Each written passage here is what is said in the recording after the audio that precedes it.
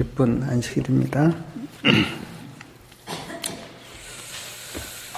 이 시간에 저는 요한복음 8장에 있는 말씀 좀 생각해 보겠습니다.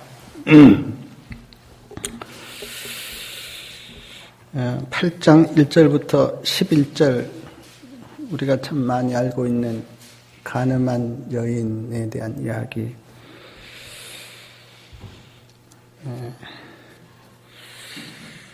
8장 1절에 보면 예수는 감람산으로 가시다. 예수님께서 감람산에 자주 가셨습니다. 시대의 소망에 보니까 쉼을 위해서 가신 것도 있지만, 그러나 또 감람산에서 기도하셨어요, 늘. 감람산에 예수님의 기도처가 있었다고 하는 말씀도 있는데, 참 주님은 시간이 날 때마다 기도하시고 하늘 아버지와 교통하시고 그러셨죠. 2절에 보니까 아침에 다시 성전으로 들어오시니 백성이 다 나아오는지라 앉으사 저희를 가르치시더니, 감람산에 가셨다가 아침에 다시 성전으로 오셨습니다. 예수님께서 오시니까 백성들이 다 주님 앞에 나왔고 주님께서 앉으사 저희를 가르치셨다. 상상이 되시죠? 그 모습이. 주님이 다시 들어오셨고, 그리고 백성들은 주님 앞에 나왔고, 그리고 주님께서는 백성들을 가르치시고. 근데 3절에 보니까 그때 서기관과 바리새인들이 간음중에 잡힌 여자를 끌고 와서 가운데 세우고 예수께 말하되 선생이여, 이 여자가 간음하다가 현장에서 잡혔나이다. 서기관들과 바리새인들이 간음중에 잡힌 여인을 끌고 와서 예수님 앞에 세우고 예수님께 말합니다.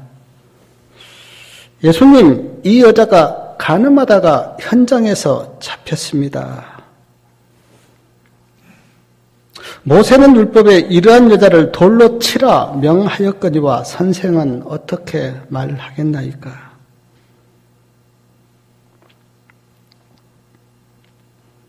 저희가 이렇게 말하면 고소할 조건을 얻고자 하여 예수를 시험함이러라. 예수께서 몸을 굽히사 손가락으로 땅에 쓰시니 저희가 묻기를 마지 아니하는지라. 이에 일어나 가라사대 너희 중에 죄 없는 자가 먼저 돌로 치라 하시고, 다시 몸을 굽히사 손가락으로 땅에 쓰시니 저희가 이 말씀을 듣고 양심의 가책을 받아 어른으로 시작하여 젊은이까지 하나씩 나가고 오직 예수와 그 가운데 섰는 여자만 남았더라. 예수께서 일어나사 여자 외에 아무도 없는 것을 보시고 이르시되 여자여, 너를 고소하던 그들이 어디 있느냐? 너를 정죄한 자가 없느냐? 대답하되 주여 없나이다.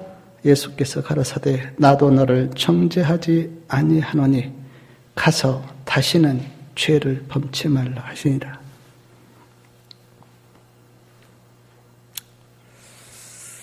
저는 이 말씀을 제가 이렇게 묵상하면서 이 말씀 속에서 세 가지 모습을 저는 봤습니다. 말씀 속에 세 모습이 그렇게 나와 있어요. 첫 번째 모습은 간음한 여인을 끌고 와서 모세는 율법에 이러한 여자를 돌로 치라고 했는데 선생은 어떻게 말하겠나이까? 라고 예수님을 고소할 조건을 찾는 서기관들과 바리새인들의 모습에서 저는 어떤 모습을 보는가 하면 죄인을 고소하는 사단의 모습을 저는 봅니다.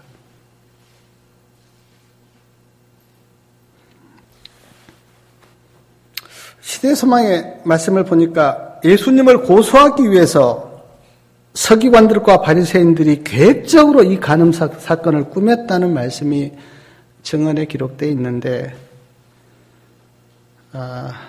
이 사건은 간음한 여인을 어떻게 하려는 의도가 아니라 예수님을 고소할 조건을 찾기 위하여 그들이 계획적으로 그렇게 꾸민 겁니다. 돌로 치라고 하면 모세법을 어겼다고 산헤드린에 고소할 것이고, 로마법을 어겼다고 돌로 치라고 하면 로마법을 어겼다고 로마 정부에 고소할 것이고, 돌로 치지 말라고 하면 모세 율법을 어겼다고 산헤드린에 고소할 것이기에 이렇게 말해도 걸리고 저렇게 말해도 걸리는 어떤 함정을 봐서 예수님을 고소하려고. 말씀을 보면 이 그 고소 자체가 좀 이상한데, 자, 간음하던 여인을 현장에서 잡았다고 하면 여인만 데려올 게 아니라 남자도 데려와야 되는데 지금 남자는 없습니다. 그리고 제가 증언을 읽어보니까 간음한 여인을 고소할 자격이 누구에게 있냐면 남편에게 있어요. 그런데 지금 남편이 고소한 게 아니고 서기관들하고 바리새인들이 그 여인을 고소합니다. 그러므로 다분히 예수님을 고소하기 위해서 그들이 지금 꾸민 계획이에요. 그들의 마음속에 있는 어떤 심정을 우리가 볼 때 예수님을 고소하고 예수님을 참소하는 그런 서기관들과 바리새인들의 모습 속에서 사단의 정신이 그들에게 있구나. 사단의 참소가 그들에게 있구나. 성경을 보면 사단이 아브라함도 참소합니다. 아브라함은 믿음의 조상이 될 자격이 없습니다. 그렇게 참소했어요. 욥도 참소를 합니다. 욥은 하나님이 욥을 축복을 많이 하셨기 때문에 욥이 하나님을 믿는 것이지, 축복 다 한번 빼앗아 가보십시오. 그렇게 참소했어요, 사단이. 스가랴서에 보면 대제사장 여호수아도 사단이 참소합니다. 그래서 제가 계시록 12장 11절 말씀을 보니까 사단을 이렇게 불렀어요. 형제들을 참소하는 자. 우리 하나님 앞에서 밤낮 참소하던 자가 사단을 참소하는 자다.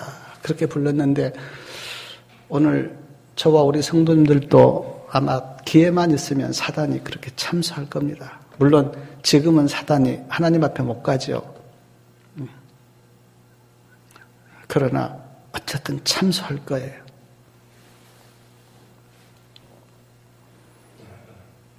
예수님이 이런 서기관들과 바리새인들의 마음을 아셨는데, 시대의 소망 462페이지에 보니까 어떠한 목적으로 이런 문제를 예수님께 가져오게 되었는지 예수님은 잘 알고 계셨다.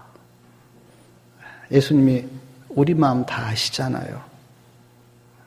왜 간음한 여인을 끌고 왔는지, 그리고 왜 지금 이런 일을 꾸미는지 예수님은 그들의 마음을 잘 알고 계셨다. 예수님께서 어떻게 이 서기관들과 바리새인들의 고소를 이기셨는지 잘 아시지만, 몸을 굽혀서 손가락으로 땅에 기록하셨는데 뭘 기록하셨습니까? 네. 그들의 죄를 땅에 다 기록하셨어요. 누구는 언제 어떤 죄를 지었다.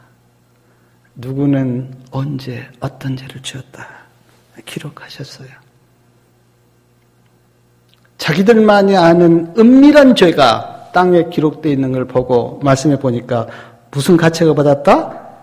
9절에 보니까 양심의 가책을 받아서 그들이 슬슬 피하여 도망갔습니다.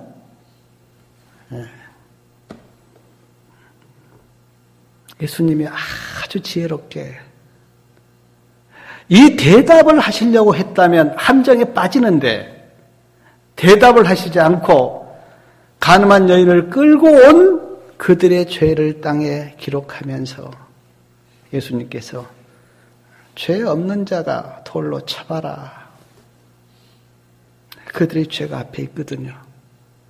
그러니까 그들이 지금 다 도망간 겁니다. 예수님은 참 지혜로우신 분이에요. 마태복음 22장에 이렇게 22장에 보면 바리새인들이 자기 제자들을 보내서 예수님을 시험하는데 가이사에게 세금을 바쳐야 됩니까? 말아야 합니까? 바치라고 하면 유대인들이 또 싫어할 거고 바치지 말라고 하면 로마법에 걸릴 거고 이렇게 해도 문제고 저렇게 해도 문제인데 예수님께서 지혜롭게 가이사의 것은 가이사에게 하나님의 것은 하나님께 부활을 믿지 않는 사두개인들이 예수님을 또 시험했는데 모세법에 의하면 형이 자식이 없어 죽으면 동생이 그 형수를 책임져야 했는데 7형제가 있었는데 자식이 없이 죽고 그렇게 다 죽어서 7형제가 형수와 함께 살았는데 부활 때에 누구의 아내가 됩니까? 그렇게 물었을 때 예수님께서 지혜롭게 부활 때는 뭣도 안 간다? 장가도 안 가고 시집도 안 간다. 참 지혜로우신 예수님이세요. 사단의 참설 생각하다가 제 마음에 문득 이런 생각이 들었는데 내가 만약 언제 어디서 무슨 죄를 지었다고 사단이 참소하면 하나님의 마음이 어떠실까? 그 생각이 제가 들었어요. 기쁘지 않으실 겁니다. 하나님의 백성들이 죄를 짓고 사단의 참소를 받으면 하나님의 마음이 기쁘지 않을 거예요. 제가 그 생각하다가 옛날에 보았던 한 장면이 제가 생각이 났는데 가게에서 어린 아이가 아마 7살 정도 된 아이가 물건을 훔치다가 걸렸어요, 주인에게. 가게 주인이 막 화를 내면서 너희 부모 데려오라고. 그러니까 얘가 이제 겁을 먹고 이제 부모를 데려왔습니다. 가게 주인이 막 부모에게 당신 아들이 물건을 훔치다가 지금 붙잡혔다고. 애들 교육을 어떻게 시키냐고.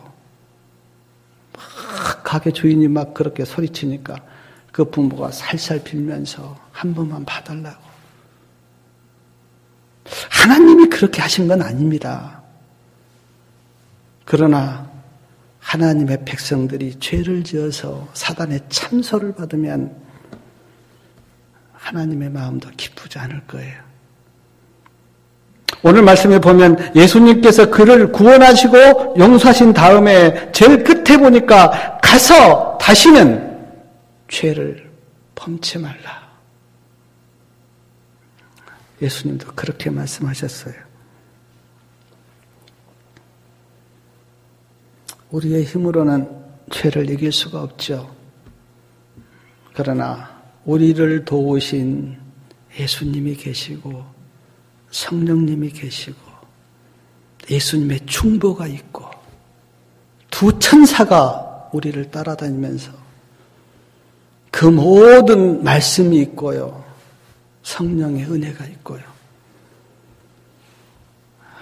이 모든 것을 힘입어서 죄로부터 승리하시기 바랍니다. 죄를 지으면 얼마나 마음이 괴롭고 낭망된지 몰라요. 하나님의 은혜가 충만하다가도 죄를 딱 지으면 은혜가 사라져버려요.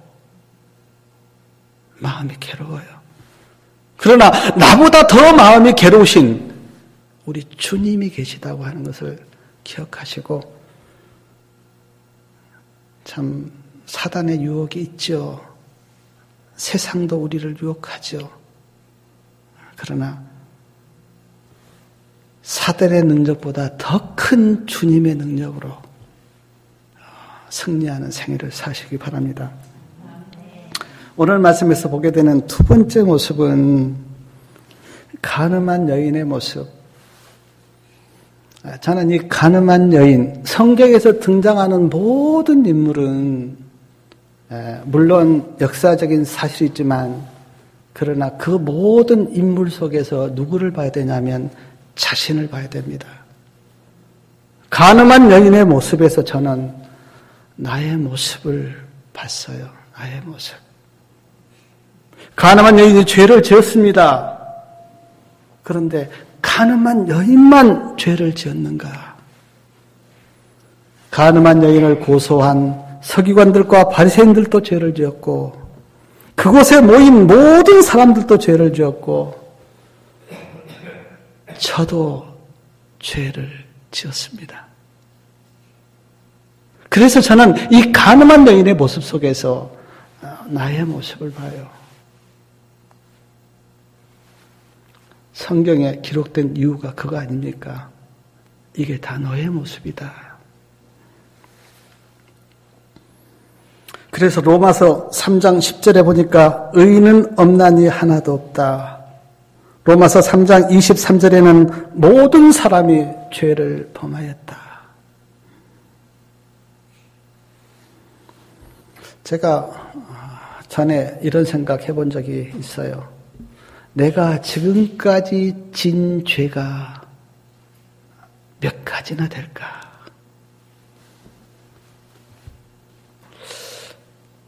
아마 셀 수가 없을 것 같아요.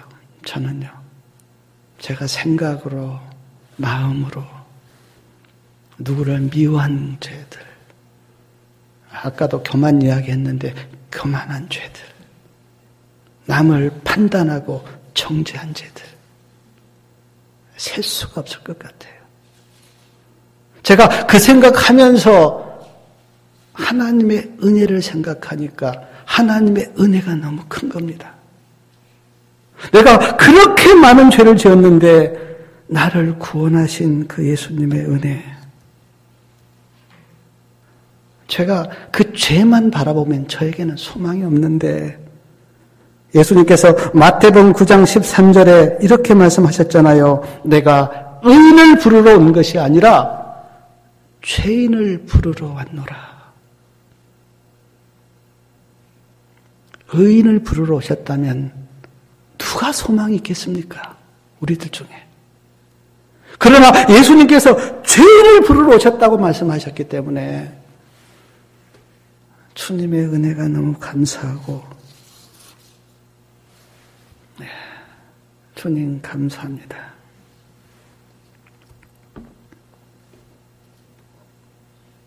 예수님의 은혜를 마음속에 이렇게 깨달은 사람은요, 네, 저는 지금 그런 생각이 드는데, 내가 전에 지었던 그 죄가 부끄럽기보다는 오히려 이렇게 죄 많은 나를 구원하신 하나님의 은혜, 그 은혜가 너무 감사하고 너무 그 은혜가 찬양하지 않을 수가 없는 거예요.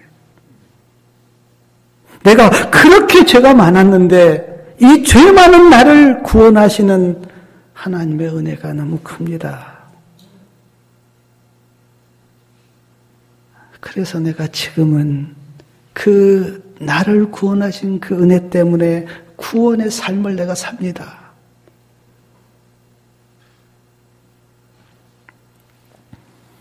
죄가 많은 곳에 은혜가 넘쳤다는 로마서 말씀 있잖아요. 제가 옛날에 어떤 아주 타락한 생활을 살았던 그 여인이 입으로 어떻게 표현하기 정도로 부끄러울 정도로 그렇게 타락한 생활을 살았던 그 여인이 하나님의 은혜로 예수님을 믿게 되었어요. 그 여인이 너무 기뻐서 내가 이렇게 예수님 때문에 새로운 삶을 살게 됐다고 간증을 하는데 어떤 간증보다 더 은혜가 넘쳤어요. 하나님의 은혜와 하나님의 구원의 어떤 그게 너무너무 크게 어떤 사람의 설교보다 더 그러니까 정말 죄가 많아서 그게 문제가 아니라 주님을 만나서 주님의 구원의 은혜를 경험한 사람의 삶은 죄가 더 많으니까 하나님의 영광이 더 크게 드러난 걸 제가 느끼면서 저도 너무 감동이 되었어요. 아, 하나님은 하나님의 역사를, 하나님의 은혜를 이렇게 드러내시는구나.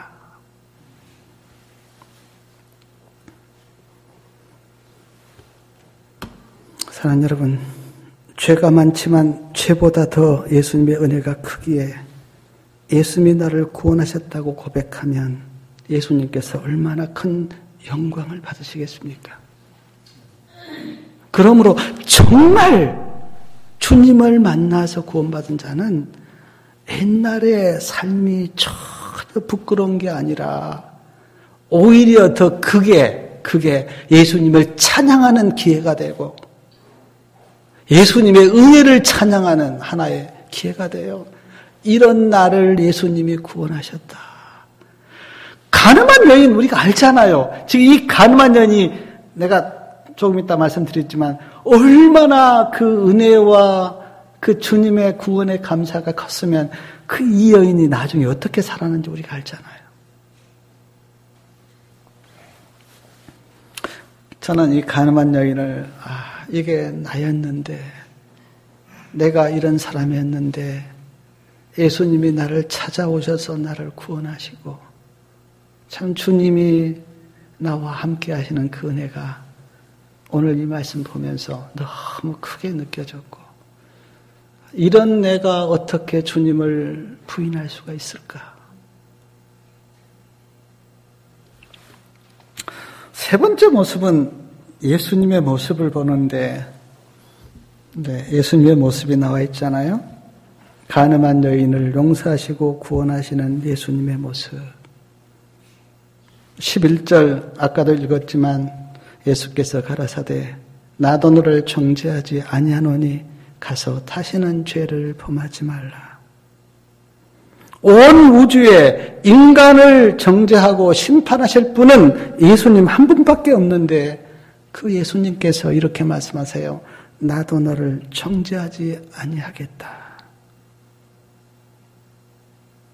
이게 지금 죄 용서 아닙니까?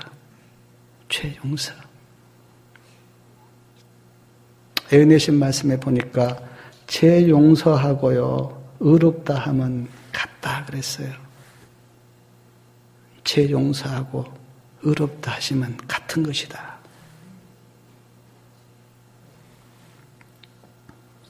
시대서망 463페이지에 곁길로 나간 이 여인에게 세상은 멸시와 조롱밖에 보내지 않았다. 그러나 예수님은 유한과 희망의 말씀을 하신다. 예수님은 죄인의 연약함을 동정하고 그에게 구원의 손길을 뻗치신다. 세상은 조롱하고 멸시하고 그러나 예수님은 그에게 구원의 손길을 뻗치셨어요.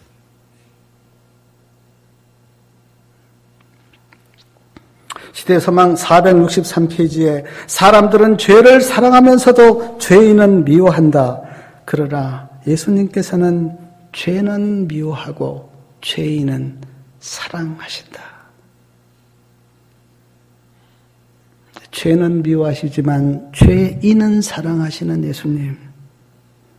그래서 죄인을 구원하시려고 이 땅에 오셔서 십자가에 죽으시고 오늘 아침 기도력에 구속 5, 이 구속의 의미를 누가 알겠는가?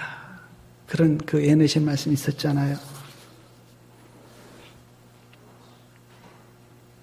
계속해서 시대소망의 그 뒤에 이런 말씀이 있습니다. 이것이 그리스도를 따르는 모든 사람들의 정신이 되어야 한다. 근데 제가 해보니까 잘 안 돼요. 우리는 죄도 미워하고 죄인도요 싫어요. 예수님은 죄는 미워하되 죄인은 사랑하셨는데 우리는 그냥 죄도 믿고 죄인도 미워요. 네. 이것이 예수님과 우리의 다른 점인 것 같아요. 저는 늘 기도합니다. 예수님의 정신과 예수님의 마음으로 어떤 사람을 보도록 도와달라고. 인간의 마음이 아닌 주님의 정신으로, 주님의 마음으로. 1888년에 기별자들이 했던 말씀을 저는 기억하는데 누구도 그리스도의 마음을 품지 못하고는 하나님의 의를 소유할 수가 없다. 제가 생각하면 생각할수록 이 말의 의미가 깊은 것 같아요. 예수님의 마음을 품지 못하고는 하나님의 의를 소유할 수가 없다. 가늠한 여인이 후에 어떤 삶을 살았는가? 시대소망 463페이지의 말씀 제가 읽어드릴게요. 그때 나도 너를 정죄하지 아니하노니 가서 다시는 죄를 범지 말라고 하시는 희망의 첫 말씀이 그녀의 귀에 들려왔다. 그녀의 마음은 녹아내렸다. 그녀는 예수님의 발 앞에 엎드려 흐느껴 울면서 뜨거운 눈물로 자신의 죄를 고백하였다. 이것이 그녀에게 순결과 평화의 생애, 하나님께 봉사하기 위하여 바쳐진 새 생애의 시작이었다. 새 생애의 시작. 참 놀라운 턴이죠. 새 생애의 시작. 저는 막달라 마리아 이 여인이 어떤 생애를 살았는지 말씀을 보면서 아는데 그가 정말 이제는 새 생애를 살았습니다. 온전히 그의 마음을 예수님께 드렸고요. 주님을 따랐고요. 믿음으로 살았고요. 그 어떤 제자보다 더 가까이 예수님께 갔어요. 향유 옥합을 사서 예수님에게 붓고 그의 머리카락으로 주님을 씻었던 이 여인, 오늘 가늠하다가 붙잡힌 여인입니다. 예수님께서 십자가를 앞에 두고 가장 마음의 위로를 받았던 그게 뭐냐면 이 여인이 옥합을 사서 주님께 부었던, 십자가를 지고 예수님께서 가실 때 가장 주님 가까이 따라가면서 울었던 여인이에요. 십자가 밑에까지. 예수님께서 부활하셨을 때 새벽에 무덤에 가장 먼저 달려가서 주님을 만났던, 저는 말씀을 보면서 감동적인 말씀이 예수님께서 부활하셔서 마리아에게 내가 아직 하늘에 가지 못했는데 하면서 막달라 마리아를 만나시고 주님이 하늘에 다녀오신 것 아닙니까? 예수님도 이 여인의 마음을 아셨죠. 얼마나 주님을 사랑하는지, 얼마나 주님을 그리워하고 사모하는지 예수님도 아셨기 때문에